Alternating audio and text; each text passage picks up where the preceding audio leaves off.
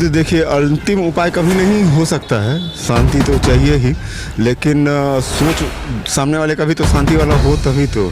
उसमें कुछ bad element है तो उनको ट्रीटमेंट किया जा सकता है, लेकिन जब सर्जरी का ही ज़रूरत पड़ेगा तब तो फिर करना ही पड़ेगा। में मतलब बॉर्डर से बाहर ज़्यादा दुश्मन भारत के अंदर ही हैं, पहले उनसे निपटना पड़ेगा।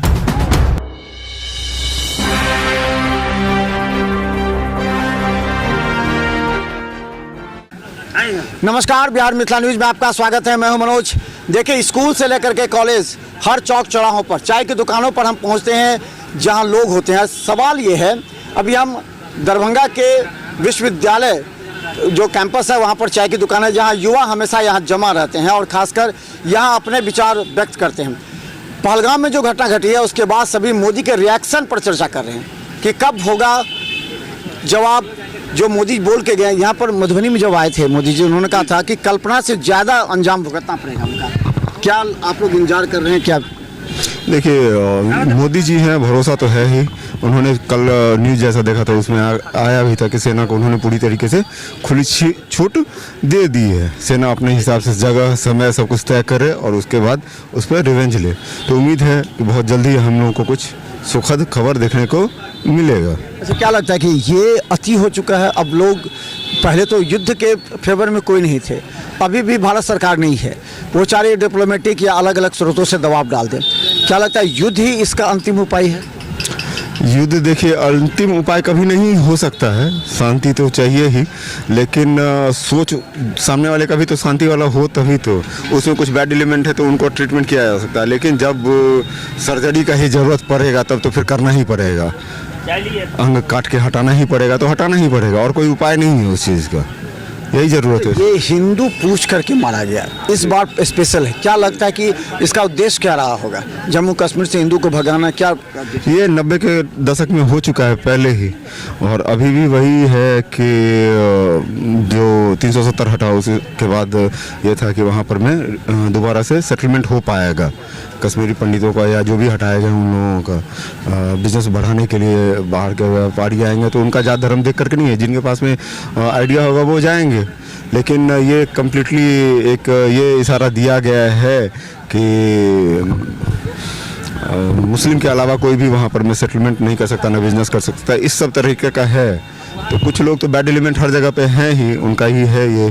बाकी आम कश्मीरी का क्या है विचार, वो भी मायने रखता ही है। क्या लगता है कि ये जो कभी कभी द्विपक्षीय बात होती है, इंडिया में रहने वाले भी दो तरह की बात करते रहते हैं। एक तरफ जिस तरह कश्मीर में शांति स्थापित करने के लिए कार्य किया गया, वहाँ जो पहले स्थिति थी, पर्यटक आने लगे हैं, अब जो स्थिति है उससे क्या लगता है कि क्या असर पड़ेगा भारत के विकास को, खासकर जम्मू कश्मीर को? देखिए, भारत में मतलब बॉर्डर से बाहर ज़्यादा दुश्मन भारत के अंदर ही हैं, पहले उनसे निपटना पड़ेगा। ठीक है, तो सरकार को उनसे निपटना चाहिए पहले। इंडिया में ही पाकिस्तान के बहुत सारे सिंपैथाइजर हैं। जब भी कोई इस तरह का होता है टेररिस्ट अटैक तो गवर्नमेंट को ही ब्लेम करते हैं। टेररिस्ट को मतलब कवर फायर करते हैं लोग, कवर फायर देते हैं टेररिस्टों को। तो कुछ राजनीतिक पार्टियां भी हैं इसमें जो वोट बैंक के लिए केवल इस तरह का पॉलिटिक्स करती हैं कि एक खास समुदाय का वोट उनको मिलते रहे, वो नाराज़ ना हो जाए इनसे। तो टेररिज्म को भी उन लोग ओपनली क्रिटिसाइज नहीं करते हैं, उसमें भी उन लोग को दिखता है कि वोट बैंक मेरा नाराज़ हो जाएगा। तो इन सब से बाहर आना चाहिए, पब्लिक को भी समझ। सेक्युलर शब्द नहीं समझ में आया। सेक्युलर शब्द आखिर आप लोगों की नज़र में क्या है? सेक्युलर जो कि एक धर्म पर बात करे वो सेक्युलर, अगर सब धर्म को लेकर बात करे तो सेक्युलर नहीं। क्या इसका क्या और इसका क्या असर पड़ता है राजनीति और हमारे समाज पर?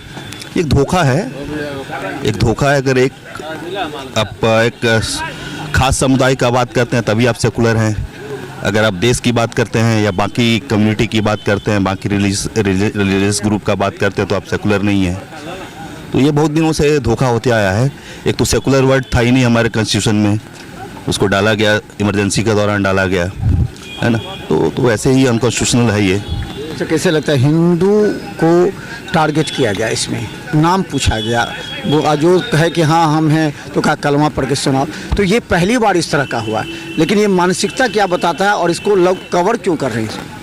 ये मानसिकता मतलब बहुत डीपली रूटेड है। आप इसको अब कश्मीर से ही मत जोड़िए, पूरे इंडिया में जो चल रहा है एक लोग का गजवा हिंद, ये सब सुनते होंगे आप लोग।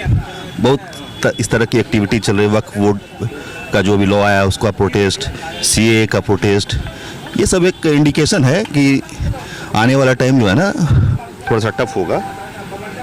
ठीक है ना, तो चलिए, थैंक यू। तो चलिए हम बता, देखिए चाय के दुकान पर यहाँ हमेशा शाम में भीड़ लगी रहती है।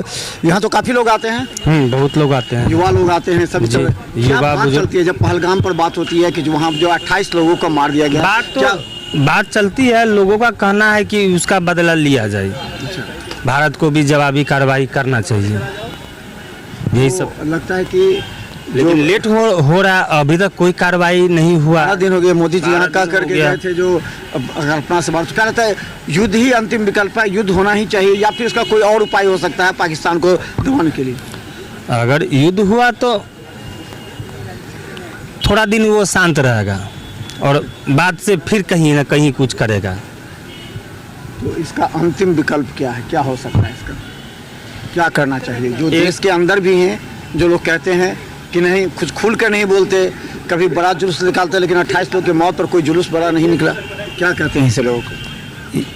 इस पर लोग को थोड़ा जागरूक होना चाहिए, सबको एकजुट होना चाहिए, भारतवासी को सभी। पाकिस्तान में तो सब एक है, सब कह रहा है कि नहीं एक पैटर्न पर है, लेकिन इंडिया में अलग अलग पैटर्न पर सब क्या जी। लगता है कि एक होना चाहिए या बिल्कुल एक होना चाहिए, एकजुट रहेंगे, कोई आंख नहीं दिखाएगा। चलिए देखिए चाय दुकान पर हैं आप लोग भी, एक मिनट अभी बोल सकते चल, एक मिनट है। देखिए कई लोग हैं, हम बता दें, कुछ लोग बोलने से, हमने कहा निश्चित तौर पर कुछ लोग बोलने से परहेज करेंगे। जब देश के साथ हुआ है, आपके परिवार के साथ घटना घटी है और आप जब रिएक्ट नहीं करेंगे तो ये बहुत ही आपके लिए दुर्भाग्य का विषय है, क्योंकि ये मत समझिए वो 28 परिवार जो को उजाड़ दिया गया, ये समझिए कि आपका परिवार उजड़ा है, आपको रिएक्ट करना पड़ेगा, आपको बताना पड़ेगा। ऐसे तथाकथित सैकड़ों लोगों को भी बताना पड़ेगा जो लोग ये कहते हैं कि हम जो है सो खुलकर नहीं बोलेंगे, और बोलेंगे जब कभी ऐसा मुद्दा होगा तो खुलकर बोलेंगे, लेकिन जब देश का मुद्दा होगा तो हम नहीं बोलेंगे, क्योंकि हमारी अपनी गाइडलाइन है, पार्टी का अलग गाइडलाइन है। ये सबसे बड़ा दुर्भाग्य का विषय हमारे लिए है। और जब हम स्कूल में जाते हैं, छोटे छोटे बच्चे बोले हैं कि मोदी अंकल मारो उनको, देखिए छोटा बच्चा बोलता है, लेकिन आज हमारे सोसाइटी में बहुत लोग बचते हैं। देखिए अगर आप कहीं पूजा अर्चना करने जाते हैं ना तो कहते हैं कि आप सेकुलर नहीं हैं। ये बताइए, हर आदमी को नमाज पढ़ने का हक है, हर आदमी को पूजा करने का हक है, तो हम क्यों नहीं दिखाएं अपना? अगर कोई लाल गमछा लेकर के चलता है ये उनका हक है, कोई टोपी पहन के चलता है तो उनका हक है, लेकिन किसी को खराब लगे सिर्फ लाल गमछा नहीं पहने तो ये हम सेकुलर नहीं कहलाएंगे, ये ढोंगी कहलाएंगे। और आज के समय में सबको सोचना पड़ेगा कि इस देश जिस परिस्थिति से गुजर रहा है, सभी को आवाज़ देने की आवश्यकता है।